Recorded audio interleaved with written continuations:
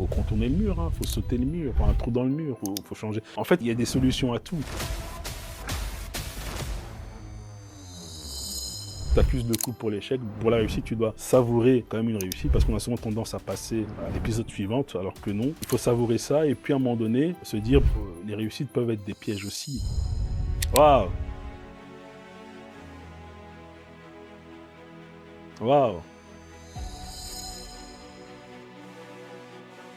Ah, c'est une bonne question, ça. Moi, je suis admiratif de tous mes amis. Tu peux être talentueux autant que tu veux. Si tu n'as pas un réseau qui peut te pousser, qui peut t'informer et te mettre en phase avec des opportunités, ben ça va être très très compliqué.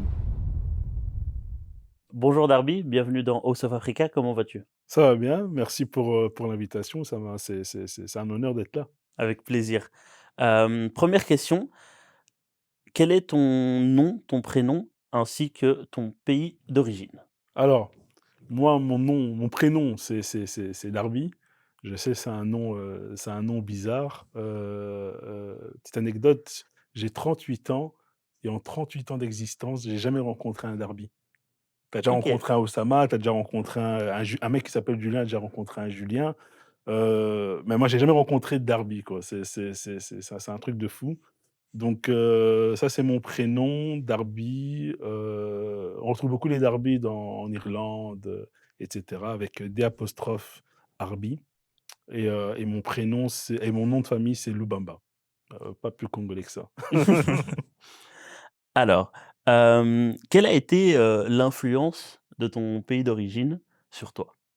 Alors l'influence, elle était un peu compliquée l'influence, hein, parce que déjà, faut savoir, moi, j'arrive ici à l'âge de 6 ans et demi, donc on fuit la guerre, au Bled et lorsqu'on vient ici, ben, il faut s'intégrer et les parents, je me rappelle à un moment étaient très axés sur l'intégration, donc c'était limite, on parlait français. Bon, moi, je parlais déjà français, au pays, mais limite, il fallait s'intégrer, quoi et donc il y avait pas beaucoup d'influence au début. C'est lorsque tu grandis, lorsque tu découvres que tu as besoin de connaître d'où tu viens et c'est là que l'influence commence vraiment à opérer. Mais au début, c'est juste l'influence de la maison. C'est les tantines, c'est l'église, c'est les repas qu'on mange, c'est le lingala qui est parlé. C'est on va juste dire que c'est au niveau familial et du réseau familial, mais pas vraiment au niveau, global, on va dire. Et comment est-ce que, justement, alors ça s'est retranscrit sur toi, selon toi? Peut-être sur ta personnalité, heu, sur ta façon de te comporter, sur ta façon de penser? Bah, du coup, ça a créé une espèce d'espion parce que quand tu vis en Belgique, tu grandis avec plusieurs cultures. Tu arrives, tu penses découvrir que les Belges, mais non, tu as les Belges, tu as les Marocains, tu as les Italiens, tu as les Turcs. En fait, tu découvres plein de diversité, en Belgique et moi, ça a développé plus un sens observateur. Donc j'observais beaucoup ce qui se passe à la maison, notre culture, pour essayer de capter certaines choses. J'observais la culture, d'autres cultures, les Italiens, les Turcs, la culture marocaine et du coup, on devient un peu on essaie de prendre le on est un peu un espèce d'espion, en fait, hein et franchement, moi, je suis un peu le fruit, comme beaucoup de Bruxellois, je pense, le fruit de plusieurs cultures et ça se ressent dans comment on parle, dans comment on mange, dans les endroits qu'on fréquente. C'est assez particulier.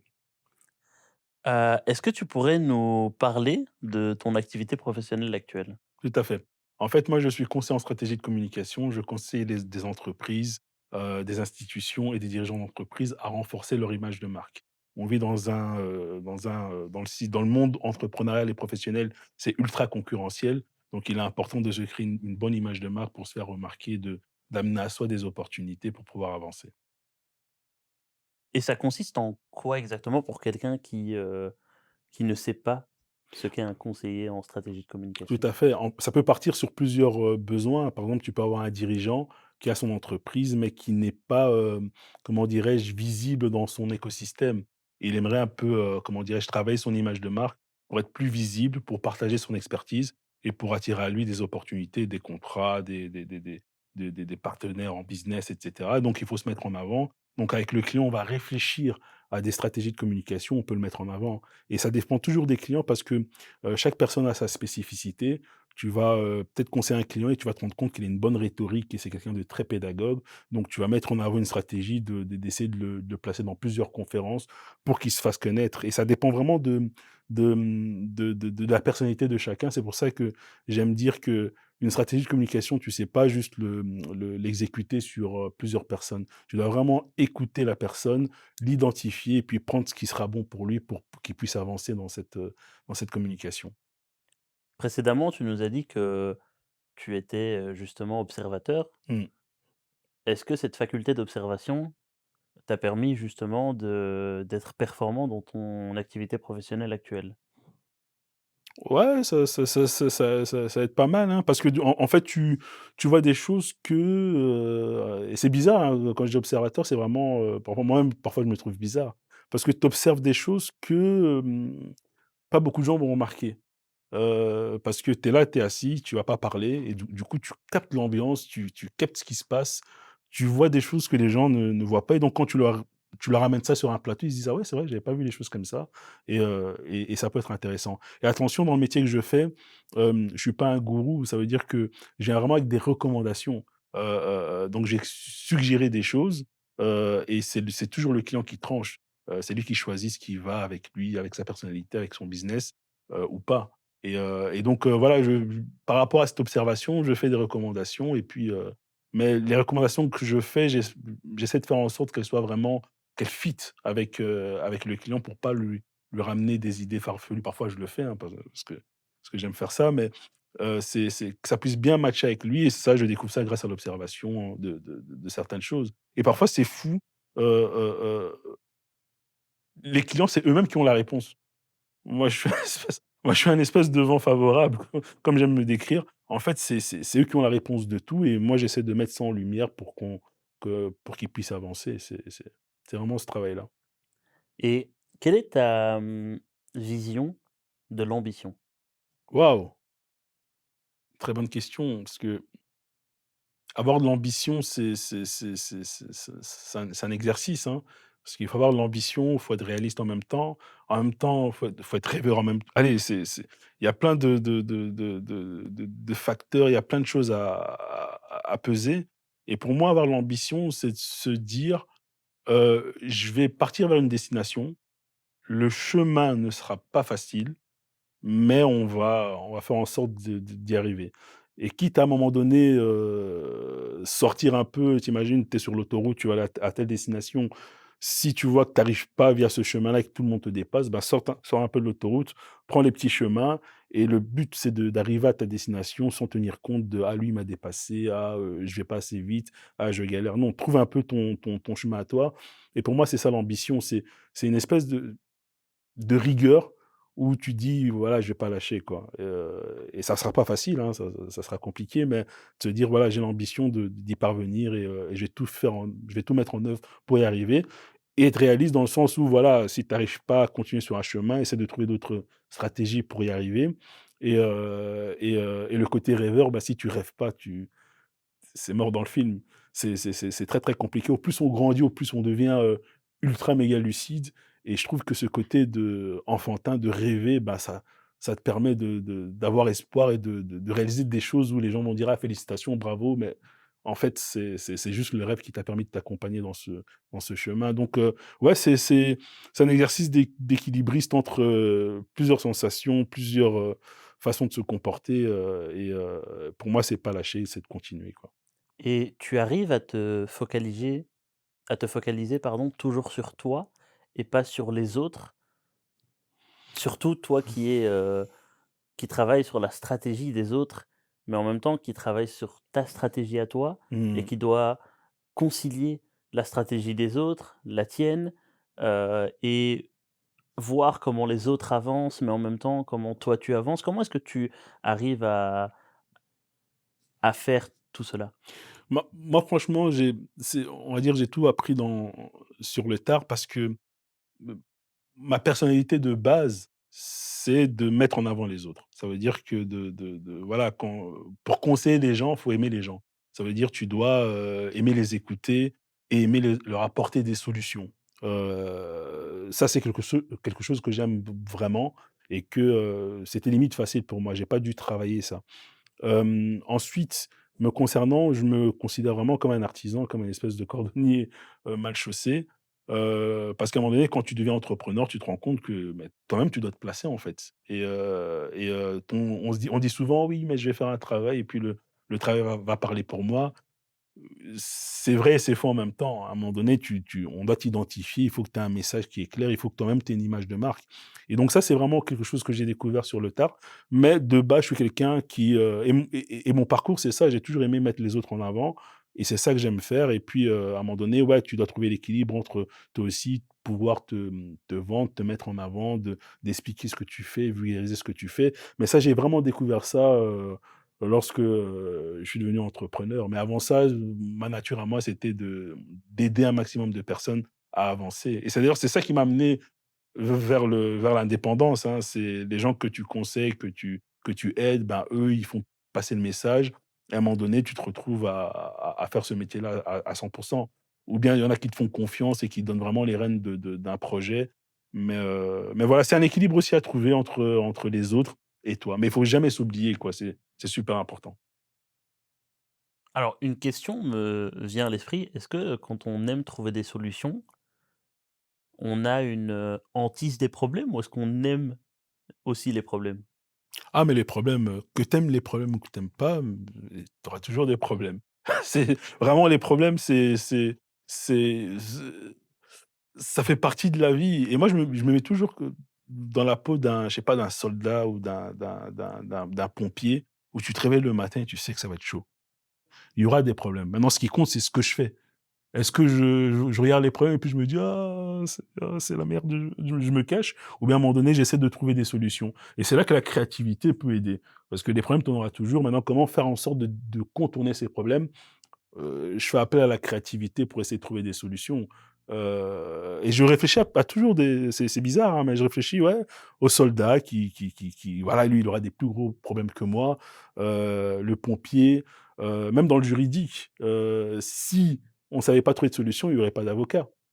S'il y a des avocats, c'est parce qu'il y a une problématique, il y a la loi et les avocats savent trouver des solutions avec le code juridique et je pense que voilà, la créativité, c'est super important et c'est ça qui m'aide à lutter contre les problèmes. Mais il faut savoir que les problèmes, on en aura toujours, ça fait partie de la vie et voilà. Il y a pas de problème, il y a que des solutions comme j'aime dire. Et comment est-ce que tu réagis face à l'échec? Ah, c'est une très bonne question.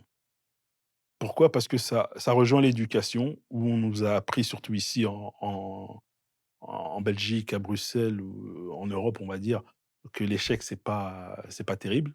Donc on a ce truc de base, on se dit: «Échec, c'est pas bon, c'est pas du tout bon» et puis maintenant avec l'âge, je me dis: «Ben, les échecs, ça t'apprend énormément». C'est un peu bateau de dire ça, mais c'est vraiment ça. Tu apprends beaucoup plus de de tes KO que de tes victoires et je pense que, ouais, l'échec, ça fait partie du c'est ça qui donne du goût à la réussite par plus tard. C'est vraiment c'est ça qui donne de la valeur, à tout, comme l'obscurité, ben, c'est ça qui met en valeur la lumière et cetera. Donc c'est des choses contraires qui sont nécessaires. Donc oui, c'est pas chouette d'être dans l'échec, c'est pas chouette de rater quelque chose, de manquer quelque chose, mais on doit essayer de le prendre philosophiquement. J'essaie de le prendre philosophiquement et de me dire: «Bon OK, ça c'est l'échec, maintenant qu'est-ce que je fais?» Est-ce que je continue dans allez, je m'apitoie sur mon sort ou bien j'essaie de trouver encore une fois des solutions et je fais appel à la créativité pour, pallier à cet échec. Est-ce que quand tu vis un échec, il te faut du temps pour le surmonter? Oui en fait, comme je dis à mes clients, quand il y a un coup bas, il faut accuser le coup. Il faut vraiment pour moi, c'est un processus de deuil, hein. Accuser le coup, se dire: «Ah purée, c'est chiant, quoi» et puis de passer à autre chose. Parce que si tu accuses pas le coup, à un moment donné, ça va te rattraper. Donc vaut mieux accuser le coup le plus rapidement possible. Bon, après, on contrôle pas tout, hein. C'est quand tu le peux, mais lorsque ça arrive, pour moi, c'est pas forcément négatif. Il faut à un moment donné accuser le coup, te dire: «Ah ouais, c'est dommage qu'on a perdu, machin» et puis trouver des solutions. Imaginons, par exemple, les supporters de, je sais pas moi, de tennis ou de foot, lorsque leur, joueur préféré perd. Et imaginons, on voit le joueur à l'interview, il dit: «Oui, on a perdu la finale de la coupe du monde, mais» et on voit le type, il est super méga positif. ça va saouler les supporters. Ils vont dire: «Mais frère, comment? Mais» tu obligé de limite de tirer une tête, de faire: «Oui, et puis les gens se disent: «Ouais, bon, ça va aller, la prochaine fois, ça sera la bonne» et continue. Donc à un moment donné, on a besoin d'accuser le coup. On peut pas directement passer, à autre chose, sinon c'est bizarre pour nous-mêmes et c'est bizarre pour les autres aussi. Et que dirais-tu aux justement aux gens qui nous regardent et qui, qui laissent justement l'échec les empêcher d'avancer? Ça, c'est une bonne question, mais en fait, c'est, Parce que là, on parle de l'échec qui est un obstacle et non oui, pas, l'échec qui est une, finalité oui, ou qui est une épreuve. oui. Et toi, tu parles de l'échec, finalité ou bien échec, Bah, là qui est, l'échec qui est un mur en réalité. ah, il faut contourner le mur, hein, faut sauter le mur, faut un trou dans le mur, faut changer. En fait, il y a des solutions à tout, et si on par exemple, on s'inspire des je sais pas moi, des maîtres, de kung-fu, tu vas voir le maître, il a 70 ans, 80 piges et il donne des conseils à des gens qui ont 20 ans, 15 ans, 30 ans, qui sont en pleine forme au niveau énergie, mais tout le monde écoute le vieux sage. Et s'ils font une espèce de démonstration avec le vieux sage va leur montrer que avec la sagesse, on peut faire des dégâts aussi. Donc, c'est pas forcément il faut sauter partout, mais on peut se contrôler. Donc moi, je pense que quand il y a quelque chose qui va pas et qu'il y a une espèce d'échec, tu peux le contourner. Tu peux le tu peux trouver une solution et parfois cet échec t'amène vers un chemin et il faut juste, essayer de se dire: «C'est pas fini». Sinon tous les maîtres de kung-fu à passer 70 ans, ils se diraient: «Bah, moi en fait, j'ai plus rien à apprendre. En fait, c'est les jeunes qui vont m'apprendre et je sors du game». Non, ils sont encore là. Pourquoi? Parce que, bah, voilà, il y a le peut-être le mur de l'âge et qui arrive, mais ils le contournent par la sagesse. Ça veut dire il y a certains mouvements qui vont plus faire, mais ils vont renforcer d'autres mouvements un peu plus soft pour, quand même te mettre à terre. Donc, j'essaie de voir ça philosophiquement et de me dire: «Voilà, essayons de contourner les échecs». Mais franchement, quand tu as des échecs, quand c'est pas des échecs qui sont, où la vie est en où où la vie est impliquée et cetera, je me dis toujours: «Ah, c'est peut-être l'antichambre de quelque chose. OK, Ça il y a peut-être quelque chose derrière qui arrive donc, fais attention». d'accord. Et alors c'est une question que je pose toujours, comment est-ce qu'on surmonte une réussite? Ah, tu es fort toi, hein. Comment est-ce qu'on surmonte une réussite? Parce qu'une réussite, ça peut faire des dégâts aussi, hein. Il y a beaucoup de réussites qui font des dégâts. C'est, je pense c'est de s'écouter, de et de et de trouver quelque chose auquel tu peux t'attacher. Pour moi, une réussite, tu dois savourer la réussite, c'est très important. C'est comme le processus de tu t'accuses le coup pour l'échec. Pour la réussite, tu dois savourer quand même une réussite parce qu'on a souvent tendance à passer, à l'épisode suivante alors que non. Il faut savourer ça et puis à un moment donné, se dire: «Bon, les réussites peuvent être des pièges aussi». C'est des bombes à retardement, donc il faut toujours rester sur ses gardes. Je me rappelle d'un film de Van Damme, je sais plus c'est quel film. C'est Il un est peu cliché. je sors Van Damme là. Merci, merci. Non, mais il y a un film de Van Damme qui m'a marqué, je dois retrouver le titre, mais je sais pas, il était sur une île il est arrivé, il était en mode détente et on lui a fait une espèce de balayette. Il est tombé, on lui a dit: «Il faut toujours rester sur tes gardes» et à un moment donné, on lui refait ça et il avait levé sa jambe et il s'était pas pris au piège. C'est pour te dire que, ouais, il faut toujours rester sur, tes gardes. C'est pas parce que tu arrives dans une île, il y a de l'eau bleue, il y a le soleil que tu dois plus être concentré et il a ramassé une balayette et il est tombé, il s'est dit: «Bah, maintenant je vais faire attention». Et je pense dans la réussite, c'est aussi ça. Ça veut dire que c'est beau, tu arrives, tu vois que c'est chouette, donc ça te fait plaisir, tu savoures. Après, il faut rester sur ses gardes parce que cette réussite peut, tu sais, tu peux prendre du temps à monter et vite descendre aussi. Donc, tout ce qu'on construit prend du temps et tout ce qu'on pour détruire ces choses-là, ça prend 2 minutes, hein. Un architecte va faire des dessins, il y aura plusieurs corps de métier qui seront impliqués pour créer un bâtiment, un building, mais il suffit de quelques secondes pour détruire ce building-là, donc voilà, faut rester sur ses gardes. Et est-ce qu'il faut visualiser sa réussite? C'est-à-dire?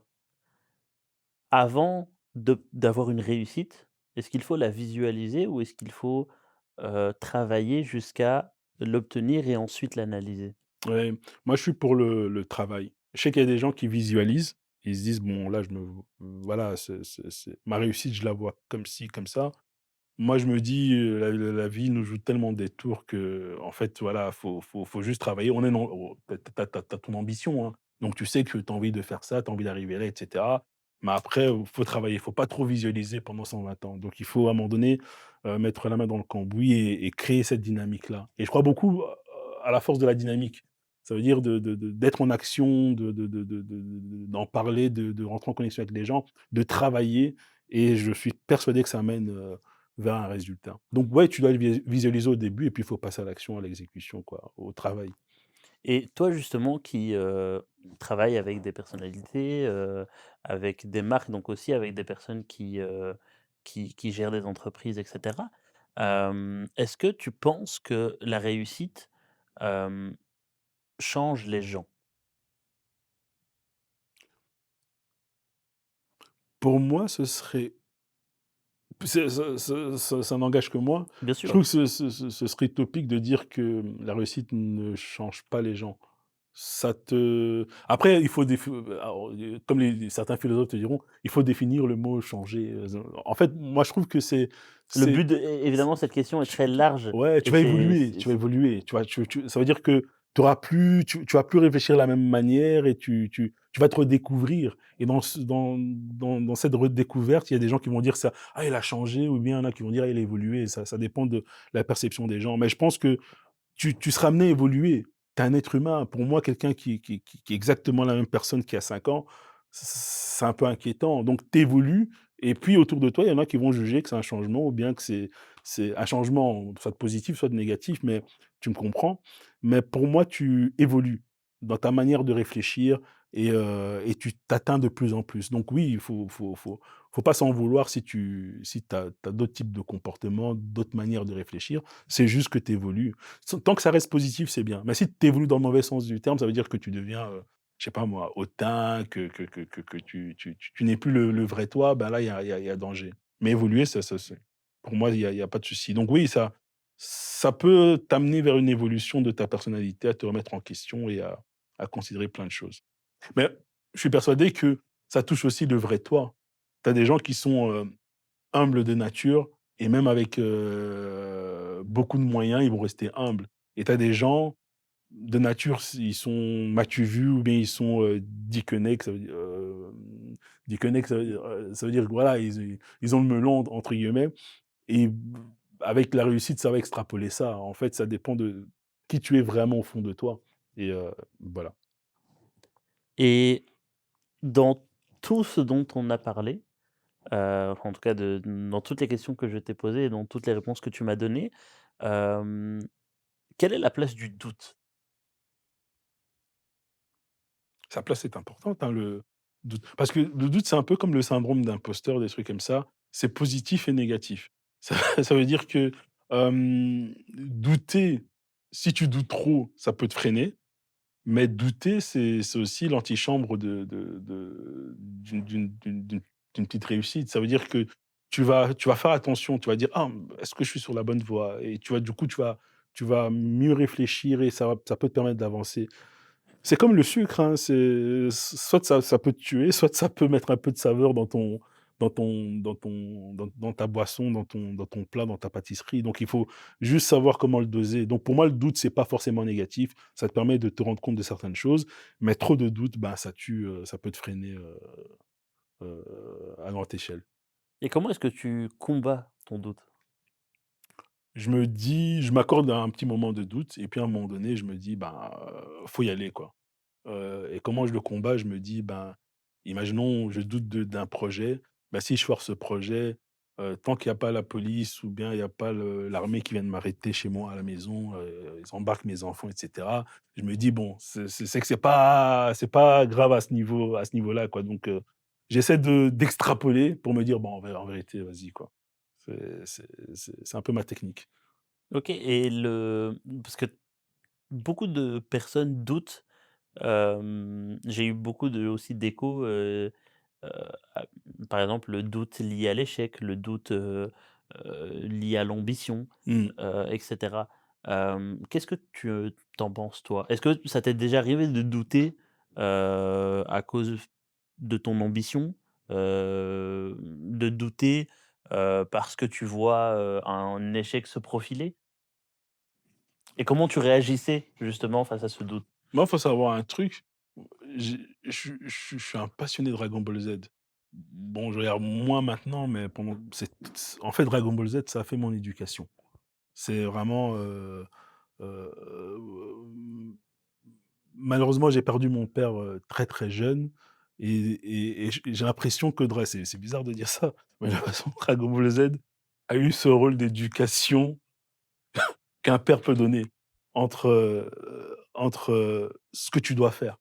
Tu vois le côté un peu, ce que tu dois faire et hem et et dans Dragon Ball Z, il y a plein de clés comme ça. Sangoku, parfois, il doute, hein. Parfois, il doute de lui, mais faut voir ce qu'il fait pour, pallier à ce doute. Il reste positif. C'est un gars qui va combattre des méchants, des gens qui sont plus costauds que lui et cetera, mais il arrive toujours à rester positif et à se transformer, à les combattre et à évoluer et à tirer tout le monde, toute sa smala avec lui. Donc ils sont toujours en meute, hein, que ce soit Krillin et cetera. C'est toujours une famille qui avance et je pense que, hem, les doutes quand tu grandis avec Dragon Ball Z, tu vas prendre pour un fou. Quand tu grandis avec Dragon Ball Z et tu vois comment Sangoku trouve des solutions, comment il avance malgré l'adversité, bah, tu dis: «Bah, ouais, mais en fait, les doutes, ça fait partie du parcours» et si à un moment donné, ça devient vraiment handicapant, il faut que je sois créatif, il faut que je trouve une solution, il faut que j'aille prendre un haricot magique, il faut que j'aille dans la salle du temps, il faut que tu vois? I tu as j'ai des rêves comme ça et du coup, ça me permet de encore une fois prendre ça philosophiquement et de me dire: «Non, en fait, il y a toujours une solution. Il y a toujours moyen de trouver une solution». Peut-être que la solution, ça va prendre plus de temps que le chemin initial, mais il y a toujours moyen de trouver une solution et la vie, c'est ça, en fait, hein. Tu arrives dans une rue et c'est la rue qui t'amène à ta destination et à un moment donné, il y a des travaux, soit tu es borné, tu veux absolument passer les travaux, bah, tu risques d'avoir des problèmes avec la justice, soit à un moment donné, il y a plusieurs rues, tu prends plusieurs rues, tu vas prendre plus de temps, mais tu vas quand même finir par arriver à destination. C'est vraiment cette créativité qui fait en sorte que tu peux avancer donc ouais, mentalité Sangoku. Mentalité Saiyan. Voilà. Et justement, tu parles de, tu as utilisé le terme smala, tu parles d'entourage. Heu, Est-ce que tu pourrais nous parler de l'importance de ton entourage? C'est super important, dans le sens où après moi, ce qui est bizarre, c'est que je suis vraiment un loup solitaire. Ça veut dire que je suis quelqu'un, peu On peut allier les 2. ouais, je suis vraiment un loup solitaire, mais les gens qui m'entourent, c'est on dit souvent: «Oui, tu es la moyenne ou la somme Des tu 5 des personnes qui 5 personnes t'entourent. qui t'entourent». Je pense que c'est vrai, mais en même temps, il y a tellement de personnes diversifiées autour de moi que je rentre pas trop dans ce type de phrase. Je sais que elle est vraie, mais moi, il y a de tout, quoi. Il y a des entrepreneurs, il y a des salariés, il y a des gens qui sont ambitieux, il y a des gens qui veulent juste qu'on leur foute la paix. J'ai vraiment de tout, quoi et la puissance de l'entourage, c'est que c'est des gens qui te façonnent. Tu peux t'entourer de n'importe qui, à partir du moment où il y a un espèce de respect et que ces gens t'apportent quelque chose, ben, c'est et que tu leur apportes aussi quelque chose, c'est gagnant-gagnant. Nous, avec nos amis, quand on se retrouve, c'est des barres de rire. C'est vraiment des barres de rire jusque ça peut devenir dangereux, tu peux avoir une crise cardiaque. Pourquoi? Parce que tout le monde est différent. Tu as la personne qui est super marrante, il y a que lui dans son créneau. Tu as la personne qui est super conscient, qui va nous donner des bons conseils. Tu as la personne qui cuisine bien, donc c'est lui qui va nous accueillir pour nous faire à manger. Et donc tout le monde est différent et du coup, ça te nourrit, mais ça te nourrit de fou, quoi. Et on s'aide pas mal, quoi. Il y a beaucoup de liens où on se donne de la force pour pouvoir, que chacun puisse évoluer de son côté aussi, quoi. Et justement, comment est-ce que, tu as construit ton entourage? Ça dép tu poses des questions, tu dois vraiment, Parce que ouais, c'est vrai que c'est une construction. En fait, c'est comme si en fait, tu construis une seconde famille, quoi. Je parle de la famille, pas tes enfants, mais tes parents et dehors, tu te construis ta propre famille et comment est-ce que tu te construis ça? C'est vraiment je dirais le feeling. Tu pars travailler quelque part, tu rencontres des gens, ça matche bien et puis à un moment donné, ils t'invitent à son anniversaire et quand tu pars à l'anniversaire, tu rencontres d'autres gens et cetera. C'est ça devient un cercle vertueux et tu rencontres plein de gens avec qui ça fait 20 ans, 15 ans, vous êtes en contact et même pendant il y a des périodes où vous ne vous voyez pas pendant 2 mois, mais lorsque vous vous revoyez, ça repart dans tous les sens. Oui, c'est vraiment c'est le feeling, quoi. Tu sais, parfois même en amitié, il y a des choses bizarres qui se passent, du genre, tu rencontres quelqu'un et ou bien on te présente quelqu'un et on se dit: «Bah, vous allez bien matcher entre vous» et en fait, ça matche pas que ça matche pas entre vous, mais la personne va te présenter une autre personne avec qui ça a vraiment matché, tu vois? Et parfois, il y a des dingueries comme ça et en fait, on sait pas. C'est vraiment le feeling, c'est vraiment le respect, le feeling, c'est partager des choses, c'est vivre aussi des choses et c'est ça qui fait ça et attention, l'amitié pour moi, ça s'entretient. C'est comme une flamme aussi, hein, ça veut dire que s'il y a pas ce si tu travailles pas ton entourage aussi, elle risque de tomber. Donc il faut entretenir tout ça et parce que tout le monde évolue, encore une fois, on évolue. On change pas d'une manière négative, mais on évolue, on change, parfois d'une manière positive et parfois tu plus les mêmes, on n'est plus sur les mêmes longueurs d'onde et il faut en discuter, il faut se mettre à jour. Comme les iPhones, comme les smartphones, faut se mettre à jour, même en amitié, c'est important. Et justement, quelles sont les valeurs pour toi en amitié qui prédominent? Moi, je pars sur le respect. Vraiment, c'est bateau de dire ça, mais je pense que si tu as en face de toi quelqu'un qui te respecte, ben, ça a plusieurs conséquences et s'il y a pas ce respect-là, ça a d'autres conséquences. Des petites choses qui finiront par péter à un moment donné et je pense que c'est le moi, je suis admiratif de tous mes amis. Je te jure, je suis admiratif de celui qui sait bien cuisiner, je suis admiratif, l'entrepreneur, je suis admiratif, celui qui arrive à rassembler, à fédérer tout le monde, je suis admiratif, celui qui est marrant, je suis admiratif, le sportif, je suis admiratif. En fait, je suis limite un fan, tu vois? Je suis impressionné par chacun de mes potes ouais, je suis admiratif, quoi et je leur dis et je trouve que c'est important aussi de leur dire. C'est de pas garder pour soi et de parfois de se jeter des fleurs, de dire: «Purée, tu es vraiment fort en ça, toi. Ah ouais, tu trouves? Bah si, tu es fort en ça, tu devrais faire ça.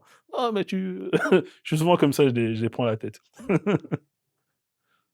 Ici, tu nous parles, d'amitié, et qu'en est-il justement de l'importance de ta famille? Quelle famille? La famille que ma famille, les enfants, la famille que Toute j'ai. la famille dans la globalité. Ouais, c'est important. C'est ça aussi, ça s'entretient. Ça veut dire que, tu peux être issu d'une famille, mais tu évolues. Donc il faut qu'il y ait aussi ce respect. Tu sais, parfois, il y a des et ça, j'ai appris avec le temps à respecter ça. C'est pas parce que toi, tu as eu une famille unie que c'est le cas de tout le monde. Et il y a des gens, ben, voilà, leur situation familiale était pas, c'était pas trop ça et ils ont pris leur distance et il y a des problèmes et voilà, comme dans toutes les familles, il y a des problèmes, il y a des dans certaines familles, c'est beaucoup plus accentué. Donc même pour les familles, je pars sur ce principe de respect. C'est pas parce que tu as un fils, c'est que c que tu peux tout faire, que tu peux tout te permettre. C'est aussi une personnalité, c'est aussi une personne et il faut respecter ça. Je pense que même au sein des familles, tant qu'il y a le respect, c'est la base et malheureusement, parfois, il y a des abus, il y a des choses qui se passent pas comme ça devrait se passer parce que, ouais, tu es plus petit que moi, parce que tu es, non, le respect, c'est important. Donc pour l'amitié et pour la famille, le respect, c'est super important et c'est ce ce j'essaie aussi d'appliquer ça avec mes enfants. Tu vois? Je suis pas en mode, ouais, je vais tout leur apprendre et cetera. Parfois, ils m'apprennent beaucoup. Franchement, les enfants, quand tu t'assis, tu les écoutes, tu apprends énormément. Et franchement, tu apprends plus que ce que tu leur apprends, j'ai l'impression. Ils t'apprennent énormément et parfois c'est bien de leur donner le respect qu'ils méritent et puis voilà et puis j'aurai mon bulletin plus tard, hein. C'est eux qui me diront plus tard si j'étais un bon père ou pas, mais en tout cas pour l'instant, je fais vraiment ce que je peux avec, le peu d'outils que moi j'ai eu et heu et voilà donc pour la famille, le respect. Tant qu'il y a du respect, ça ira. Mais la famille, c'est la base, c'est ton socle. Et on parle d'entourage ici proche, la famille, les amis. Si on parle de l'entourage professionnel, Mmh. que penses-tu justement de l'entourage professionnel? Certains me parlent de réseau, certains me parlent d'écosystème, certains me parlent de cercle. Mmh. Que penses-tu de l'entourage professionnel? Bah, c'est important parce que ça c'est la réalité des choses. Tu peux être talentueux autant que tu veux.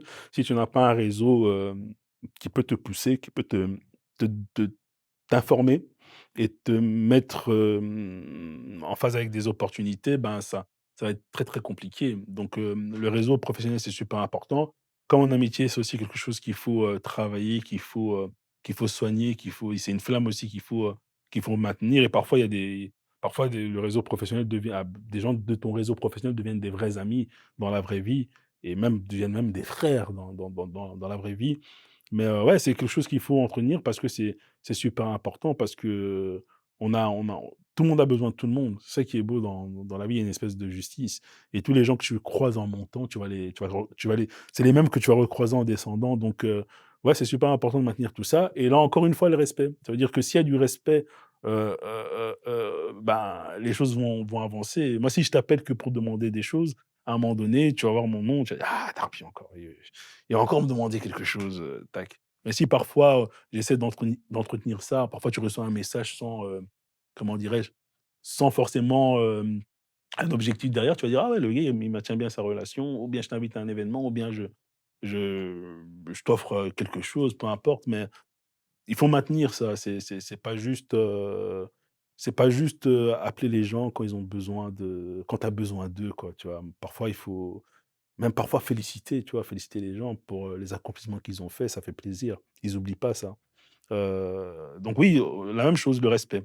Il faut qu'il y ait une espèce de respect, parce qu'en fait, à la base, on est tous des êtres humains, en réalité, tu vois? Et ça, faut pas l'oublier.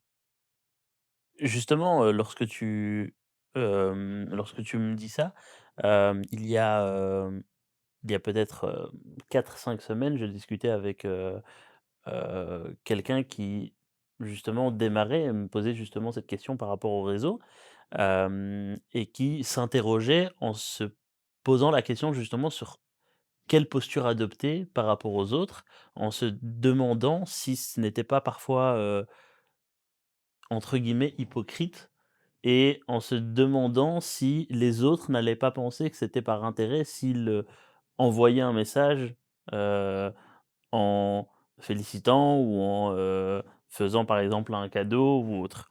Hem et justement, il y a beaucoup de personnes qui vont nous regarder et qui vont nous écouter, et que leur dirais-tu?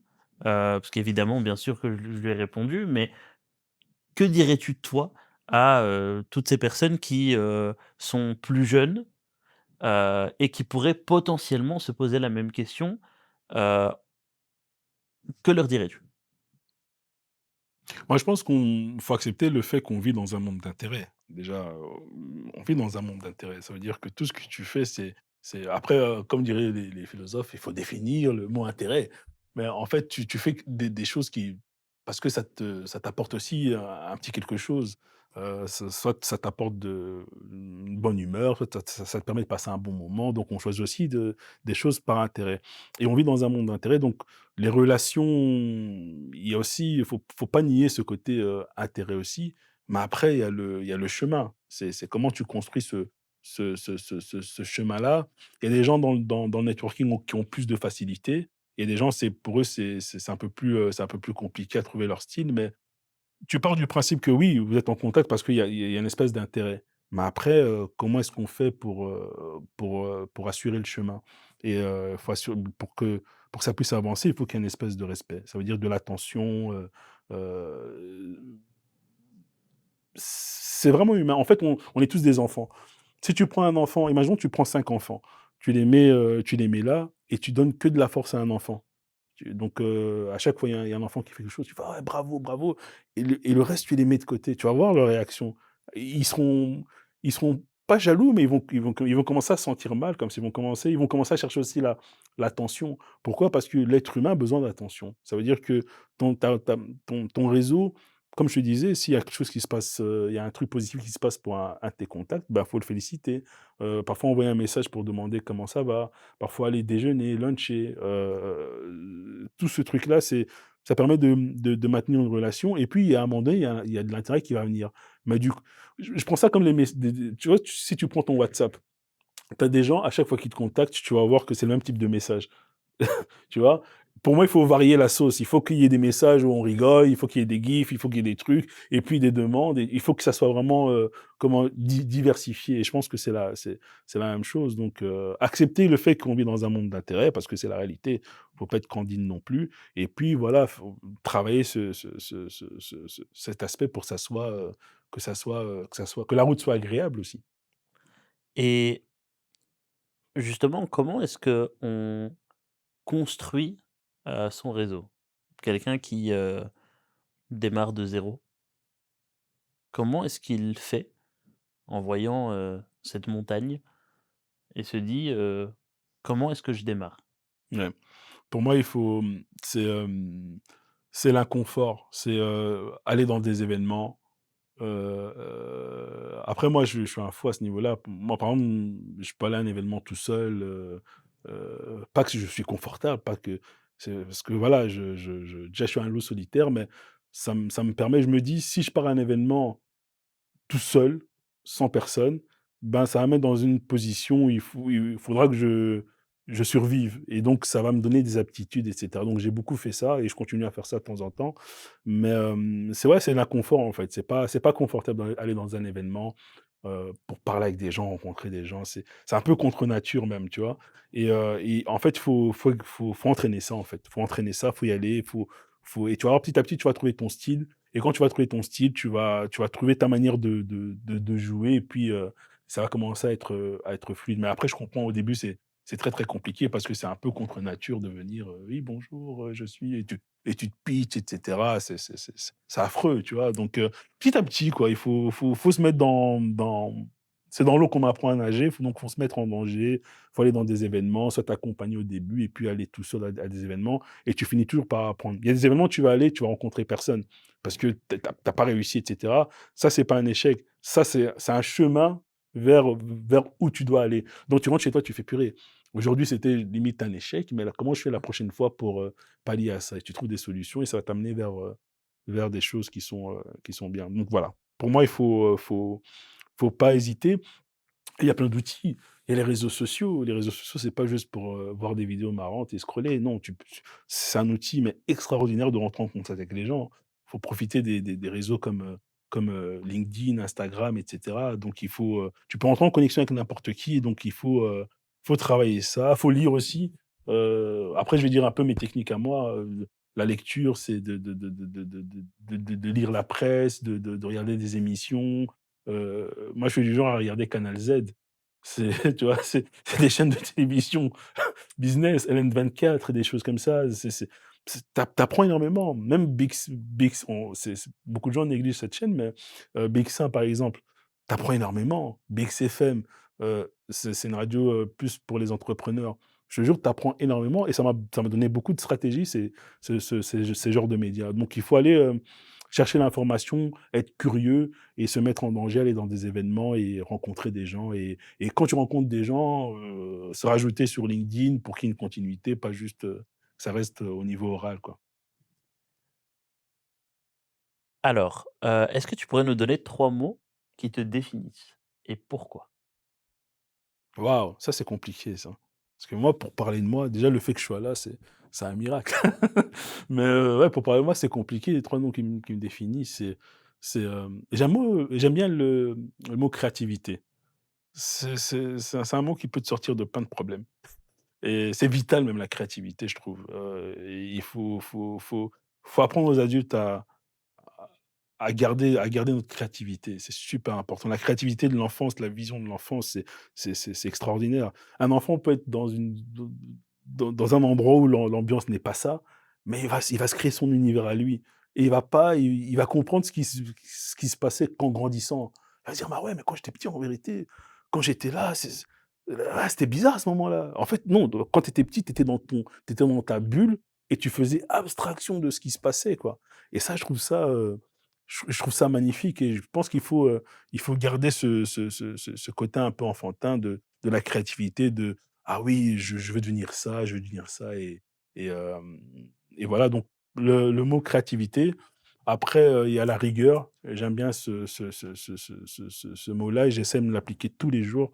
C'est que, il faut aller au charbon. Il faut aller au charbon. C'est, il faut avoir une rigueur de parfois tu fais des choses que tu as pas envie de faire.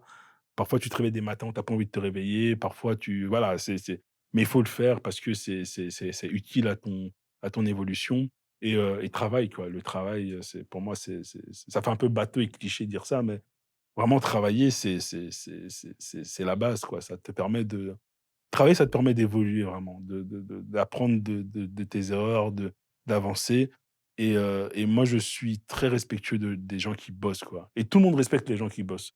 Quelqu'un qui bosse, tu peux pas, il y a du respect. Tu dis: «Ah ouais, ce gars, il travaille et waouh, si je sais lui donner un coup de pouce, je vais essayer de lui donner un coup de pouce». Le travail, c'est super, c'est une valeur que j'aime beaucoup. D'ailleurs, c'est une devi on retrouve ça dans plein de devises de pays, même si c'est utilisé d'une manière, bateau, mais le travail, c'est la base. Donc créativité, rigueur, travail. Oui, à chaud comme ça, oui. Bien sûr. Hem, que penserait le petit Darby du grand? Waouh! Waouh! Ah, c'est une bonne question ça. Je prends mon temps parce que j'ai pas envie de te dire un truc, On a tout notre temps. que non, c'est waouh, c'est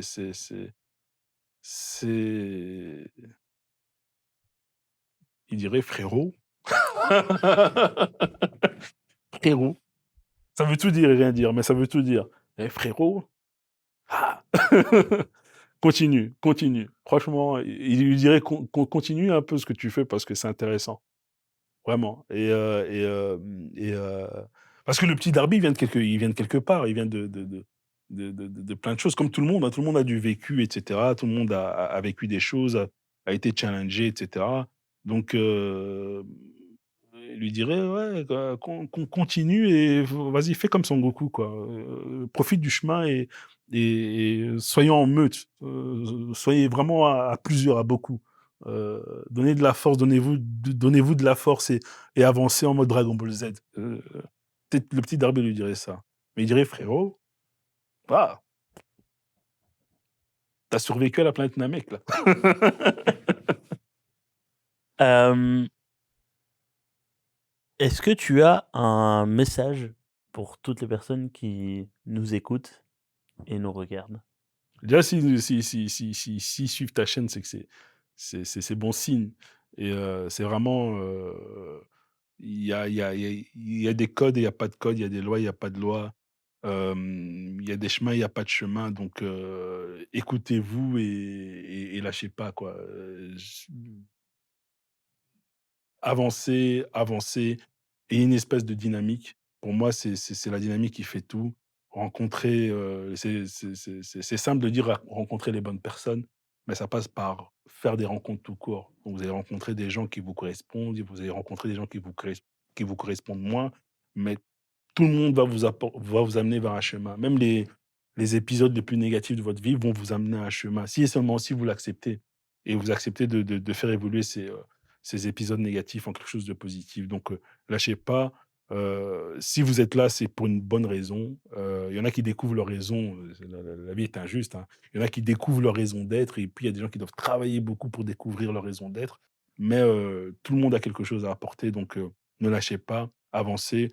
Regardez suivez des chaînes comme celle-ci, regardez des vidéos, cultivez-vous et puis surtout passez à l'action et créez cette dynamique et pour aller quelque part et faire des belles choses. En tout cas, Darby, je te remercie de ta venue chez House of Africa et les dernières secondes de cet épisode sont pour toi. Je t'en prie.